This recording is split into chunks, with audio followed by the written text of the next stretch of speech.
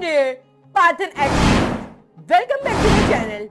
Today we are diving into the magical world of object-oriented programming, or OOP for short. Now I know what you are thinking.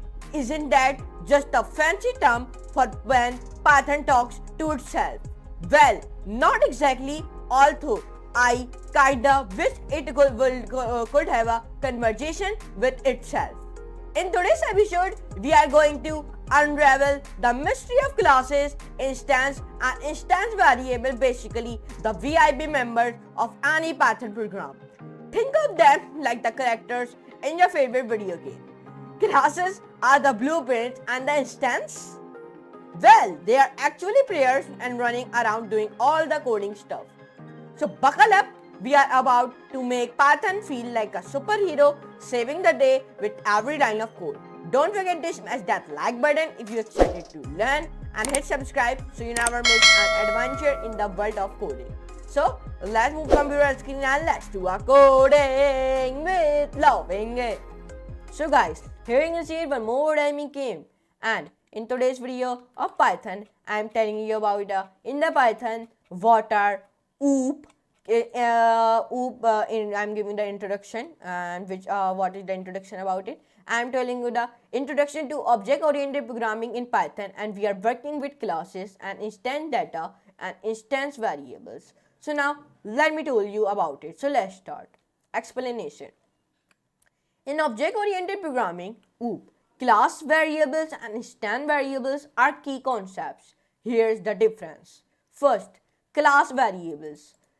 It's shared across all instances of the class defined directly in the class body. Number 2, instance variable. It's unique to each instance, usually set and access the user using the self keyword. Instance variables store the data is unique to an object, and it allowing each object to have its own properties. This is one code example here you can see it. So now let me copy this code example, and then first of all I show you this code example in my Python file. So let me make one file. First of all, I'm making the file by the name of index.py, and here anywhere you make your file, I'm making my file on my documents, because from the first video I'm making my Python file on my documents, so that's why I'm making documents. So paste it. Now this one code, so see my all code and copy it. Here you can see it. First of all, here we define a class by the name of car. Then here we define a class variable by the name of wheels, and then here I give the all cars generally have 4 wheels. Then in the 8th, 9th and 10th line, here we give the instance variables, and then in the 13, 14, 15, 16, 17 line, I give the instance method to display the car details. And in the 20 and 21 line, we create the instance of the car class. Okay, and you also change the car names here and car colors also. Then in the 24th and 25th line, we access the instance data. Which data? Instance data. Then in the 27th and 28th line, we do the same thing. We access the instance data.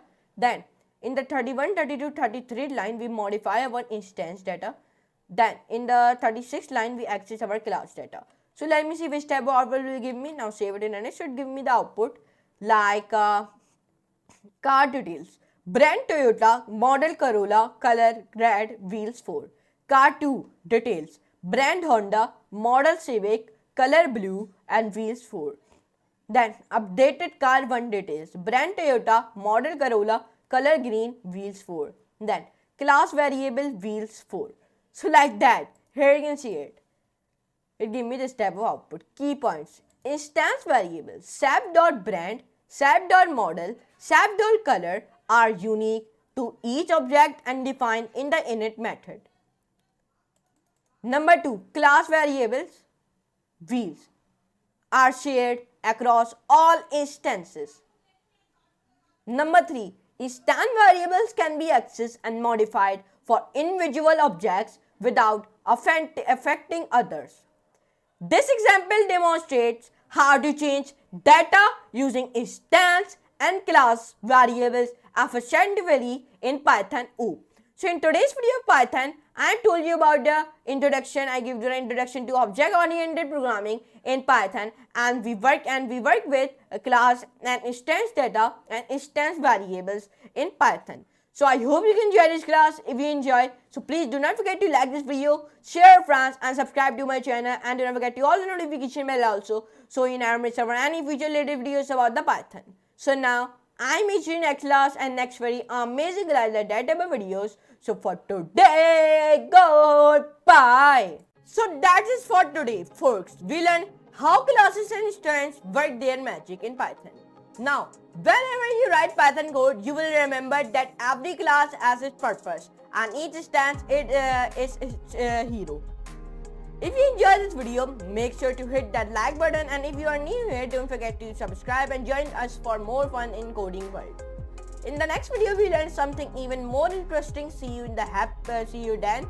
Happy coding, Python news. Okay, so for today, goodbye.